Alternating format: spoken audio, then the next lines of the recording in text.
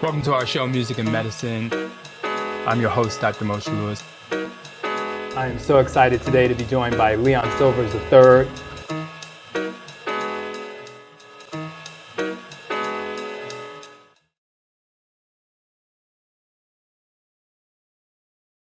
The way you move when you're on the keyboard or the guitar, it's, no wasted movements, subtleties, So them shits down, them subtle turns and shit on the lick that people like the most. You know what I'm saying?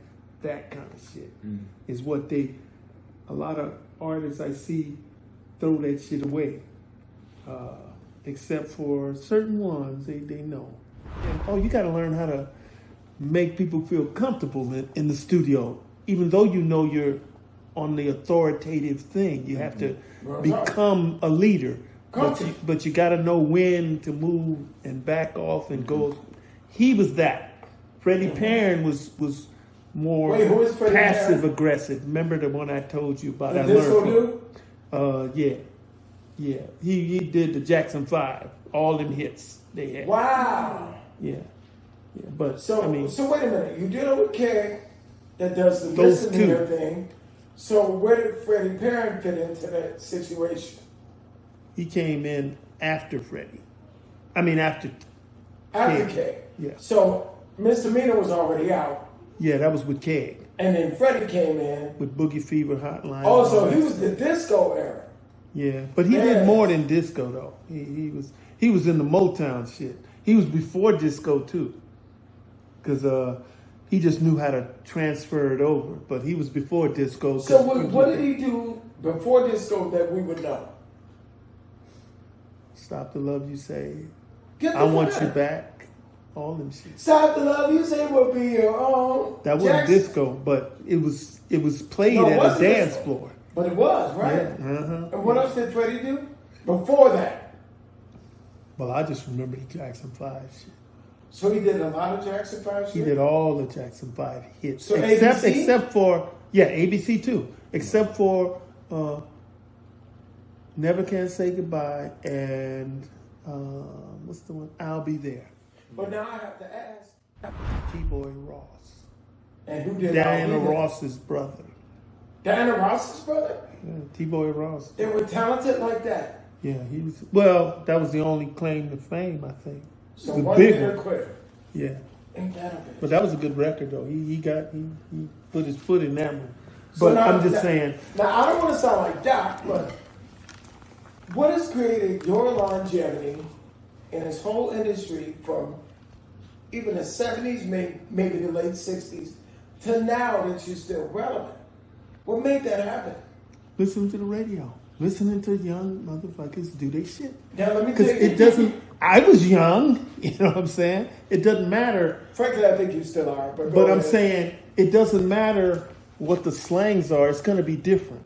But the youth, in other words, people at Teddy's, I noticed this when I was with Teddy Riley. 3 young producers from different states came up to Teddy to show their grooves.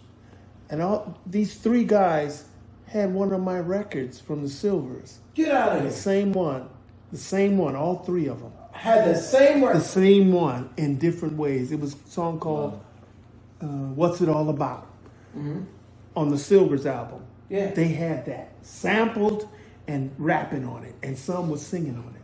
And I was like, what the fuck? And I was trying to figure it out, and I said, I was 15 years old when I made that shit. They were 15. One was 15, one was 20, and one was 23. They all had the same beat. So it's like, back when I was 15, the energy came to them. They heard that shit because they was young. No older person heard it at all. They found a record, they picked that out. But see, this is what I said. That's what I'm saying. It's like on some the music DNA transfers time. You know what I'm saying? They can feel that shit if a young person did it. You know what I'm saying? But this you out and you went to Solar, and then you start working for everybody, making all these records for everybody. Yeah. You saw the future. Yeah, well, I wasn't going to stop. But the point is, You was running shit, is what I'm saying. it just, I learned off, my family and the producers that were producing in the family. So I kept a perspective on it, That's why I didn't get mad. I'm just saying, sometimes it may be warranted, you know what I'm saying? And we can all start over tomorrow. You know what I'm saying? That's what I'm saying. That's the key. We ain't gonna stop till it hit. That's what the game. Well, just to let you know how close me and Clyde was for a minute, He said he played me all Whitney shit before it came out, 4 records. Mm-hmm. And said, "Which one do you think is single?" And I said, "You gonna push this girl? She bad, right?" And he said, "Yeah." And it was Neil Portnoy was right there. Mm-hmm. And this other guy that was with him. I said, "You can push them. You can push them, right? She's a great singer. The song sound great." And he said, "Yeah. Do it just like you played it for me. First, second, third, fourth single. Do it like that. She gone."